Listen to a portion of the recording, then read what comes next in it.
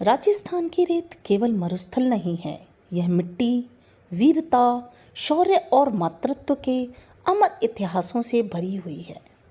इसी पावन भूमि ने जन्म दिया एक ऐसी माँ को जिसने अपनी ममता, मोह, भावनाओं को कुर्बान कर दिया, केवल इसलिए कि उसका राष्ट्र सुरक्षित रहे।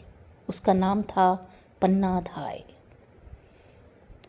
मेवाड़ के महान राजा राणा सांगा का राज्य वीरता और संस्कृति के लिए प्रसिद्ध था। उनकी मृत्यु के बाद उनके पुत्र राजा विक्रमादित्य को राजगद्दी सौंपी गई।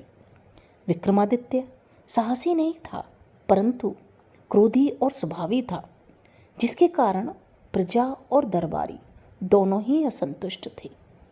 इन्हीं दिनों राणा सांगा के एक पुत्र उदय सिंह का लालन पालन एक वफादार धाय माँ पन्ना धाय कर रही थी।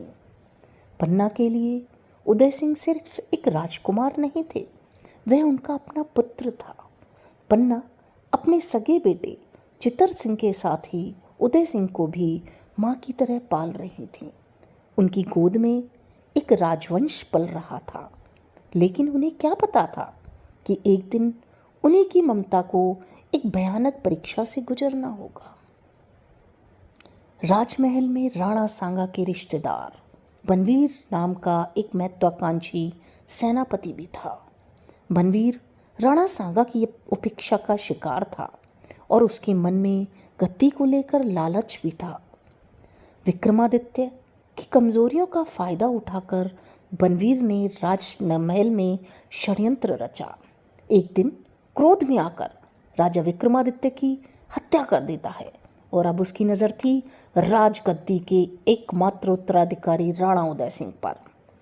उसी गद्दी तक पहुंचने के रास्ते में अब केवल एक नन्हा बालक रोड़ा बनकर खड़ा था। जब यह खबर पन्ना धाय तक पहुंची, उनके पैरों से जमीन निकल गई। उनकी ममता कांप उठी। जिस बालक को उन्होंने अपनी गोद में पाला था और वह मृत्यु के मुंह में था, लेकिन उसी घड़ी उन्होंने एक निर्णय लिया जिसे इतिहास मातृत्व का सर्वोच्च बलिदान कहता है। रात का समय था। बनवीर महल में तलवार लिए घूम रहा था। हर सिपाही डर से चुप था। कोई पन्ना की मदद को ना आया।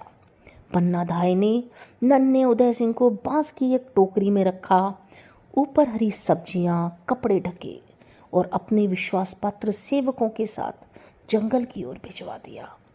लेकिन एक और फैसला उसी क्षण